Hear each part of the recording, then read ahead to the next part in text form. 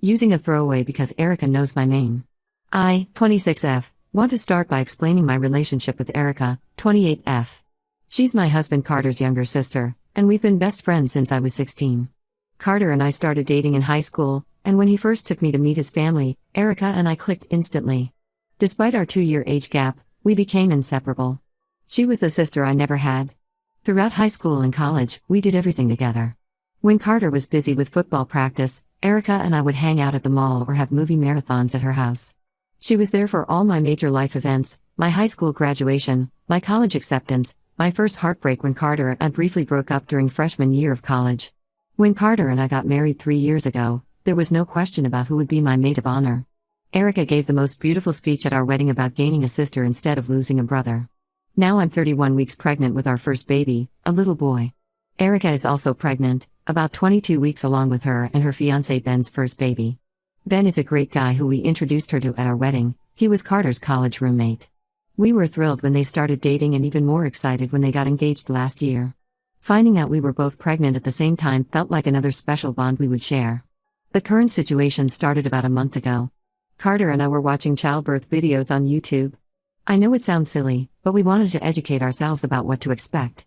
We've been taking birthing classes, but sometimes the videos help visualize things better. Erica has a habit of dropping by unannounced. She lives just 10 minutes away, and we've always had an open door policy. When she walked in that day, I quickly paused the video, but she saw what we were watching. Instead of being grossed out like I expected, she insisted on joining us. She said since she was pregnant too, she needed to know what she was in for.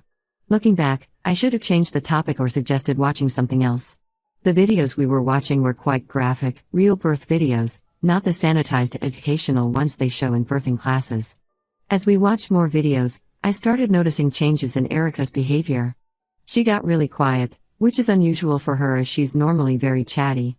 She kept touching her baby bump with this scared look on her face, like she was just realizing what was going to happen to her body. Carter and I were a bit nervous too, but we could see Erica was taking it much harder. Carter tried to lighten the mood by making us his special hot chocolate, the one with extra marshmallows and whipped cream that we used to drink during our high school study sessions. We put on a comedy movie and did our old sandwich cuddle thing where Erica sits between us. It's something we've done since we were teenagers whenever one of us was upset. But even that didn't seem to help much. Over the next few weeks, I noticed Erica was acting differently. She started asking me very specific questions about my pregnancy and birth plan. Was I going to get induced? Had I considered an epidural? Did I worry about tearing? Was the prenatal yoga helping with the back pain? Some questions were so detailed it seemed like she'd been researching extensively about everything that could go wrong during childbirth. Yesterday, we went baby shopping together. We were looking at cribs when she suddenly asked who I was planning to have in the delivery room. I told her it would just be Carter and me. That's when she asked if she could be there too. I was caught off guard and asked her why. She admitted that she's been feeling extremely anxious about giving birth since watching those videos, and thought that seeing me go through it might help her feel less scared about her own delivery. I told her I needed to discuss it with Carter first, but honestly, I already knew my answer was no, and I knew Carter would agree. The only person I might have considered having there besides Carter would have been my mom, but she passed away from breast cancer 5 years ago. While I love my mother-in-law and Erica dearly, giving birth is going to be an incredibly vulnerable moment for me. I know I'll be in pain, probably crying, maybe screaming, possibly pooping myself, and I just wouldn't feel comfortable having anyone but Carter see me like that. The thing is, Erica has always been sensitive about medical stuff. When we were in high school, she had a bad experience getting her wisdom teeth removed. She had a panic attack in the dentist's chair and Carter and I had to skip school to be there and hold her hands through the whole procedure. Even now, she gets anxious about routine doctor visits. She's gotten better over the years, but I can see that same fear returning now that she's facing childbirth. Ben texted me earlier today asking if I'd made a decision. Apparently, Erica's been talking about nothing else since our shopping trip.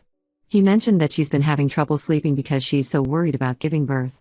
He understands my hesitation but hoped I might reconsider since it would mean so much to her. I want to support Erica through her pregnancy journey, but I also need to protect my own comfort and privacy during such an intimate moment. I've been racking my brain trying to think of ways to tell her no without making her more anxious about childbirth. Maybe we could find other ways for me to support her. I could share my birth story with her afterward, or we could do some prenatal yoga classes together. I need advice on how to let her down gently without damaging our relationship or making her more scared about her own upcoming delivery. She's not just my sister-in-law, she's my best friend, and I want to handle this in a way that doesn't hurt her or make her more anxious about giving birth. Update 1. Hi everyone, it's been about 3 weeks since my last post, and things have gotten really messy. I wanted to update you all on what happened after I talked to Erica about the delivery room situation. After getting advice from you all, I decided to have an honest conversation with Erica. We usually meet for coffee every Wednesday at this little cafe near her house. It's been our tradition since college. I figured this would be the perfect setting for a gentle but firm conversation. I carefully explained that while I loved her and valued our relationship, I needed the birth to be just Carter and me. I suggested alternatives like FaceTiming right after delivery and promised she could be the first visitor. I even offered to let her help decorate the nursery and be part of other special pregnancy moments. At first, she seemed to understand. She hugged me and said she got it, even though she looked disappointed. But things changed dramatically after that day. Erica stopped coming to our weekly coffee meets. My texts went unanswered, and my calls went straight to voicemail. The only person she would talk to was Carter. Whenever I asked him about her, he would just shrug and say she needed time to process things. This went on for about 3 weeks. Then I went into labor at 39 weeks. Everything was going according to plan. Carter and I got to the hospital, got settled in our room, and I was focusing on breathing through contractions. About 2 hours in, when I was really starting to feel the pain, I heard the door open. Through my contraction haze, I saw Erica walk in. I was confused and in too much pain to say anything, but I remember looking at Carter questioningly. He just shrugged and said she wanted to be supportive. What happened next was chaos. According to Jenny, the nurse who later filled me in, Erica lasted about 10 minutes in the room. When my contractions intensified and I started vocalizing more, she completely freaked out. She ran out of the room crying and had a massive panic attack in the hallway. The medical staff had to help her, and Ben had to leave work to come get her. Jenny said they almost had to call an ambulance because Erica's panic attack was so severe. Now, here's where things get even worse. Instead of people understanding why I didn't want her there in the first place, everyone is blaming me. My mother-in-law called yesterday saying I should have better prepared Erica for what she would see. She said I knew about Erica's anxiety issues and should have been more sensitive. Carter's aunts are posting passive-aggressive comments on Facebook about how some people only think about themselves during important family moments. Even Ben, who's usually really level-headed, sent me a message saying Erica hasn't slept properly since that day and keeps having flashbacks of what she saw. The person I'm most angry with is Carter. After things calmed down and we got home with our son, he admitted he told Erica she could come in because he thought it would help her anxiety about her own upcoming birth. He went completely behind my back and ignored my wishes during one of the most vulnerable moments of my life. When I confronted him about it, he had the audacity to say I was being selfish and that Erica is family. He said since she was so scared about her own delivery, seeing a normal birth would have helped her. I'm trying to recover from giving birth while dealing with all this family drama. Our son is perfect and healthy, but instead of enjoying these precious first days with him, I'm stressed about the situation with Erica. Carter keeps saying I should apologize to Erica for not warning her better about what childbirth would be like, but I don't think I did anything wrong. In fact, I tried to prevent exactly this situation by saying no in the first place. Now Erica is telling everyone that I traumatized her and ruined her pregnancy experience. She's claiming her anxiety about giving birth is worse than ever, and it's all my fault. Ben says she's considering a scheduled C-section because she's too scared to give birth naturally now. I feel like I'm in some weird alternate reality. Wasn't I the one who tried to prevent this exact situation by saying no in the first place? I'm exhausted and emotional. I should be focusing on my newborn son and recovery, but instead, I'm getting blamed for something I explicitly tried to prevent. Carter is sleeping in the guest room because we keep fighting about this. His family is treating me like I'm some kind of monster who traumatized poor, innocent Erica. I don't know how to fix this situation, or if I even want to try at this point. Update 2. It's been 2 weeks since my last update, and the situation has gotten even worse. No one in Carter's family is talking to me except for his cousin Amy, who thinks this whole thing is ridiculous. Even my mother-in-law, who used to call me every day to check on the baby, has stopped calling. The entire family seems to blame me for Erica's declining mental state. According to Amy, Erica hasn't left her house since the incident. She keeps having nightmares about childbirth and has been telling everyone that I deliberately traumatized her. She's apparently been crying to my mother-in-law about how she can't even look at pregnancy-related things anymore without having a panic attack. Ben is at his wit's end trying to help her cope. Yesterday, things came to a head when Carter and I had a massive fight. I was exhausted from being up all night with the baby, and he chose that moment to bring up how his mom thinks I should reach out to Erica. I told him he needed to fix this mess since he was the one who let Erica into the delivery room against my explicit wishes. His response completely shocked me. Carter said I was being dramatic and that I should be more understanding of his sister's situation. He went on about how Erica has always been sensitive and how I knew about her anxiety issues. Then he suggested that I should apologize to everyone for not being more accommodating during the birth. According to him, if I had just been more welcoming and prepared Erica better, none of this would have happened. That was my breaking point. I reminded him how he betrayed my trust during one of the most vulnerable moments of my life. I asked him how he would feel if I had invited his entire family to watch him get a prostate exam. He got angry and said it wasn't the same thing. Then he dropped the bomb. He said he never should have listened to my wishes about the delivery room in the first place because families should support each other.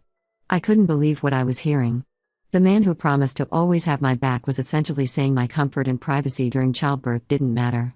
Without thinking twice, I packed a bag, grabbed the baby's essentials, and drove to my dad's house. Carter has been calling and texting nonstop, saying I'm overreacting and that we need to work this out as a family. My dad has been incredibly supportive.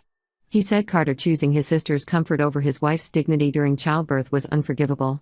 He thinks Carter has shown his true colors, that when push comes to shove, his sister's feelings will always matter more than mine. I called my lawyer this morning.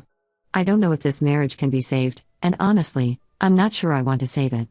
A husband who can't respect his wife's boundaries during childbirth and then blames her for his sister's mental health issues isn't someone I want to spend my life with. Ben called me earlier today. He tried to guilt-trip me by saying Erica is considering terminating her pregnancy because she's too scared to give birth now. While I feel sympathy for her situation, I can't help but think this entire mess could have been avoided if Carter had just respected my wishes in the first place. I'm staying at my dad's for now. Carter keeps trying to convince me to come home, saying I'm overreacting and that family should stick together. He even sent his cousin Amy to talk to me, but she ended up agreeing that Carter was wrong. This whole situation has shown me that my husband doesn't respect my boundaries and will always prioritize his sister's feelings over mine. The most frustrating part is that everyone seems to have forgotten that I just gave birth. Instead of being able to bond with my newborn and recover, I'm dealing with family drama and a possible divorce. But maybe this was the wake-up call I needed to see who Carter really is. Update 3. It's been 3 months since my last update, and a lot has changed. After much thought and several failed attempts at reconciliation, I finally filed for divorce. After staying at my dad's for a month, I tried to have one final conversation with Carter about everything. I thought maybe time had given him some perspective. I was wrong. He still insisted I was being unreasonable and that I should have been more understanding about Erica's anxiety. When I brought up how he betrayed my trust, he said I was being dramatic and that divorcing him over this was extreme and selfish. That conversation just confirmed I was making the right decision. As for Erica, she decided to keep her baby but requested a scheduled C-section. Amy told me she's seeing a therapist now who specializes in pregnancy-related anxiety. She's still not talking to me, which is fine. Ben reached out last week to say she's doing better with therapy, but honestly, I'm past the point of caring. The way she and Carter's family treated me during what should have been a joyful time with my newborn showed me who they really are. Carter is now telling everyone that I'm using this situation as an excuse to leave him. He claims there were other issues in our marriage and I'm just using the delivery room incident to paint him as the bad guy. He's been saying I'm heartless for not understanding his sister's mental health struggles. My dad told me Carter's family is painting me as the villain who destroyed their family over something trivial. I've blocked most of them on social media because I'm tired of their drama. The divorce proceedings are moving forward, though not smoothly. Carter tried to fight for primary custody, claiming I'm unstable for leaving him over a simple misunderstanding. He even tried to use my lack of empathy for Erica as evidence that I'm not thinking clearly. Thankfully, my lawyer is excellent, and we're working on establishing a fair custody arrangement. My son is now 3 months old and thriving, which is all that matters to me. My dad continues to be my biggest support. He helped me find a small apartment near his house, and he watches the baby when I need to meet with my lawyer or just need a break. It's not the life I imagined having 3 months ago, but it's peaceful. No more walking on eggshells, no more feeling like my feelings don't matter. Sometimes, usually late at night when the baby is crying and I'm exhausted, I wonder if I made the right choice. But then I remember how Carter betrayed my trust during one of the most vulnerable moments of my life, and I know I did. A marriage can't survive without trust and respect, and Carter showed me he had neither for me. I'm focusing on building a new life for myself and my son. I've returned to work part-time, found a great daycare, and am slowly adjusting to single motherhood. I know the road ahead won't be easy, but it's better than staying in a marriage where my boundaries don't matter and my husband will always put his sister's feelings before mine. To those who supported me through this journey, thank you. Your comments helped me realize I wasn't crazy for feeling betrayed and hurt. Sometimes standing up for yourself means walking away, and that's exactly what I'm doing.